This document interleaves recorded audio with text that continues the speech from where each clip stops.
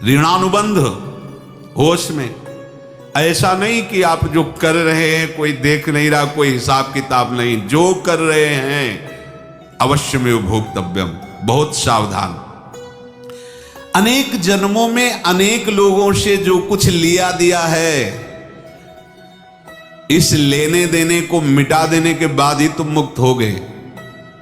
इसीलिए एक उपाय है, लेना न देना मगन रहना। क्या? मालिक को समर्पित हो जाओ, मालिक को अपना माना हुआ समर्पित कर दो, खत्म। अहम त्वाम स्वरूपापेभ्यो मोक्षयिष्यामि, सब खत्म, आगे पीछे लेना देना सब खत्म। एकादश स्कंद में भगवान श्री कृष्णचंद्र जी ने कहा, जो मेरे चरणों का आश्रय लेकर मेरा भक्त मेरा भक्ति करता है, उसके पितृ ऋण, मातृ ऋण, देव ऋण, ऋषि ऋण, सब ऋणों से मैं मुक्त कर देता हूं। बस यही एक उपाय है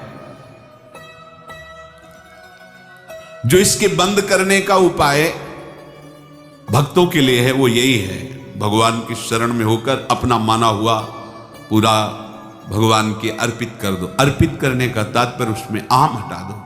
तो दियम वस्तु गोविंदम तुभ्यमेव समर्पये। जिनसे तुमने सेवा करवाई है उनकी सेवा करनी पड़ेगी, जिनसे तुमने जो कुछ लिया है उनको देना पड़ेगा। ये लेने देने का व्यापार जब तक समाप्त नहीं होगा तब तक तुम्हारा जन्म मरण चलता रहेगा। अब आपको यहां समझना है, यदि आपसे किसी ने पैसे लिए बेईमानी करके नहीं दे रहा है तो आप उसको गाली मत दीजिए, आपने बेईमानी की थी इसलिए आपकी बेईमानी हुई है, ले गया, कोई बात नहीं है, बंधन से मुक्त हुए, जो बोझा था चला गया। उसको ऐसा ना देखे कि ये बेईमान हमारे रुपए मार लिए, अब जो कुछ होगा देखेंगे। अगर आप आगे नया कुछ करते हैं तो फिर आगे का हिसाब आपको भोगना पड़ेगा, ध्यान रखना। ऐसा नहीं है कि आपको भोगना नहीं पड़ेगा। एक ही उपाय है कि अब जो शरीर धारण किए इसी में जो भोग ले, आगे ना होना चाहिए। तो क्या करे? सर्वतो भावेन भगवान की शरण ले ले। ये तो सर्वाणि कर्माणि मयि सन्न्यस्य मत्पराहा अनन्येनैव योगेन माम ध्यायन्तु उपासते तेषामहं समुद्धर्ता मृत्यु संसार से। ये बड़ा कठिन है पार होना, कोई छोटी मोटी बात है। एक महात्मा बाल्यावस्था से भजन करते थे, शालिग्राम भगवान पास रखते थे और उन्हीं की आराधना करके बस पाठ, नाम, जप और भ्रमण करते थे। यौवन अवस्था थी, गंगा जी के किनारे अपने ठाकुर को विराजमान करके स्नान करने के लिए कपड़ा ही उतार रहे थे कि 90 लोग आ गए, भाला तलवार सब ले, मारो मारो इसको मारो, घेर लिया। तो उन्होंने हाथ जोड़कर कहा, हमने क्या अपराध किया? कोई सुन ही नहीं रहा। तो उन्होंने कहा, मार तो डालोगे ही आप, 90 लोग, हमको अस्त्र शस्त्र तो लिए नहीं, एक बार हमें गंगा में डुबकी लगा देने दो और अपने ठाकुर को स्नान करा देने दो, फिर इसके बाद आप मार देना।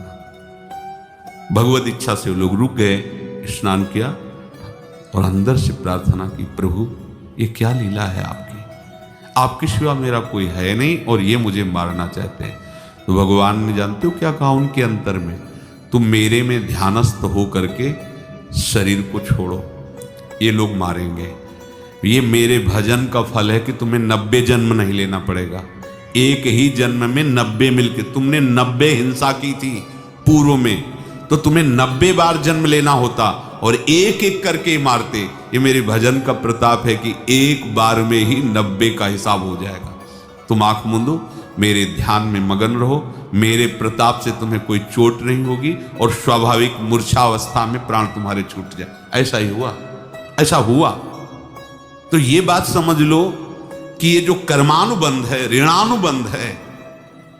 आप देखो, अगर शाप महात्माओं ने दिया कि तुम्हारे वंश का इससे विनाश होगा, तो भगवान भी परम धाम जा रहे तो उसी कील से, बाण की नोक में जो मछली लील गई थी, छोटा कण, उसी से की नोक बनाई और उसी नोक प्रहार किया।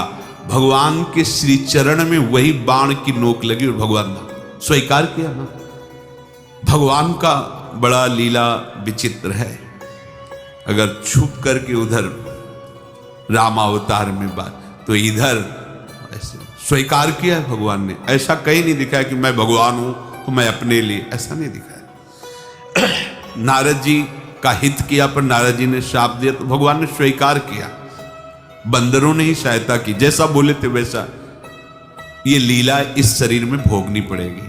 हाँ, ज्यादा को कम में भुगता देंगे, पर अब अगला शरीर ना मिले, इसके लिए सर्वतो भावेन भगवान के आश्रित हो जाए। जैसे आपने दुकान फैला रखी है तो उसमें दो काम होते हैं, लेना और देना।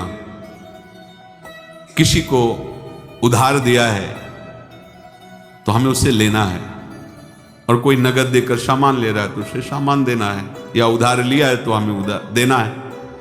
अब अगर दुकान बंद करनी है तो तुम्हें देने वालों पर जोर देना है, लेने वालों पर जोर नहीं।